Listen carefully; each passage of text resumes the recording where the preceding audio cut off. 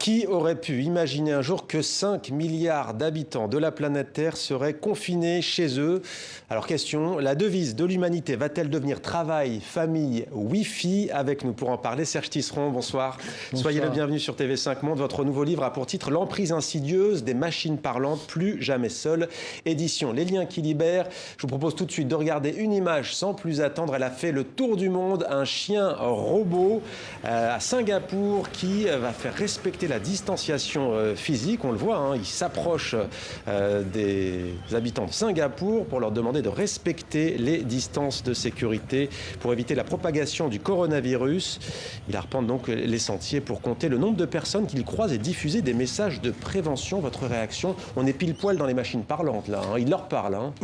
Oui, et il doit les photographier aussi, probablement avec la reconnaissance faciale. Oui, alors on n'en est pas là évidemment en France, mais en revanche les machines parlantes, eh bien, on est tous à les connaître. Hein. Les premières qui arrivent, c'est les fameux cylindres comme Amazon, Alexa de Amazon, et puis Siri sur nos téléphones Apple, Cortana sur les PC. Voilà, ces machines qui sont encore très balbutiantes, qui commencent à répondre à certaines de nos demandes, mais petit à petit qui vont être capables aussi de prendre l'initiative de nous parler, et puis peut-être au fur et à mesure qu'on leur fera confiance, elles seront amenées à nous donner des conseils qui seront évidemment ceux pour lesquels elles auront été programmées. D'où le terme emprise insidieuse, de nous orienter, de nous... D'où l'expression emprise insidieuse, parce qu'elles arrivent comme de bons esclaves pour nous servir et qu'au bout du compte, c'est nous qui risquons finalement de suivre leurs conseils. Et j'irai pas jusqu'à dire de devenir leurs esclaves, mais en tout cas d'accepter une certaine servitude volontaire. Je vais vous donner un exemple. Quand on tape sur un moteur de recherche quelque chose, on cherche quelque chose, on a plusieurs réponses. On peut choisir la première, la 10e, voilà.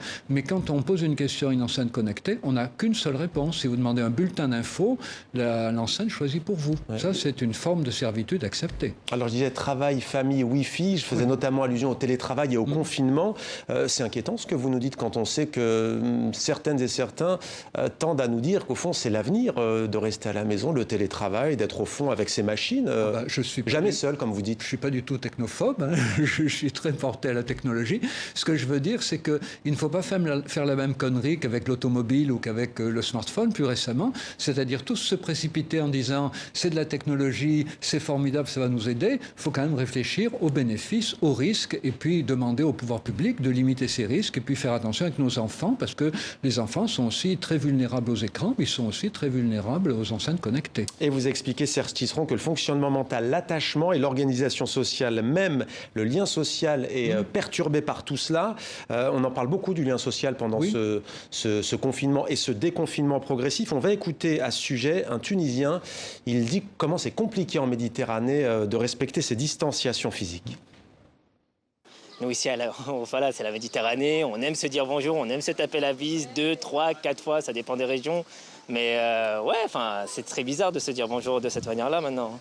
Serge Tisseron, vous êtes psychiatre, on a du mal à mesurer aujourd'hui l'impact que ça va avoir sur les semaines, les mois, voire les années qui viennent pour nos sociétés contemporaines, ces règles qu'il va falloir respecter.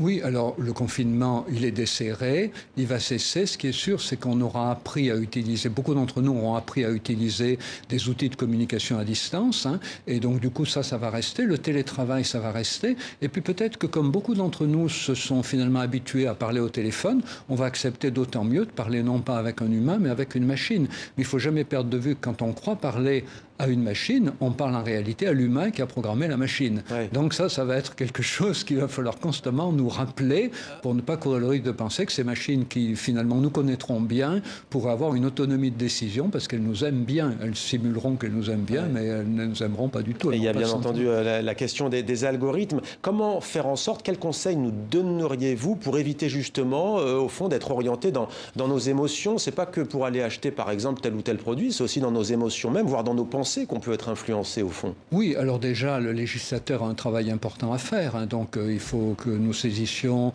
nos députés, voilà, pour que leur dire et de ce problème-là, comment vous vous en saisissez. Mais j'insiste aussi beaucoup sur le fonctionnement des familles, le fait qu'avant 3 ans, les écrans, c'est pas bon pour les enfants, les enceintes connectées non plus. Et même entre 3 et 6 ans, vous savez, un enfant qui parle à une enceinte connectée, il y a la vie de son papa, il y a la vie de sa maman, il y a la vie de l'enceinte connectée. Il peut décider que la vie de l'enceinte connectée, si ça l'arrange mieux, c'est le bon avis. Donc même avant 6 ans, être très prudent et puis apprendre à nos enfants ce que c'est qu'une machine. Et là aussi, l'éducation, le système scolaire ont un rôle important à jouer. Je pense d'ailleurs que c'est une prise de conscience en ce moment, de l'importance d'éduquer beaucoup mieux et beaucoup plus précocement les enfants au numérique, mais aussi de façon générale au fonctionnement de ces machines, pour jamais oublier que ce sont des machines, mais elles font semblant d'être comme nous. Merci beaucoup Serge Tisseron. L'emprise insidieuse des machines parlantes, plus jamais seules, c'est aux éditions Les Liens qui libèrent. Je rappelle aussi que vous êtes membre de l'Académie des technologies, loin donc d'être technophobe, comme vous disiez. Oui. Merci à vous.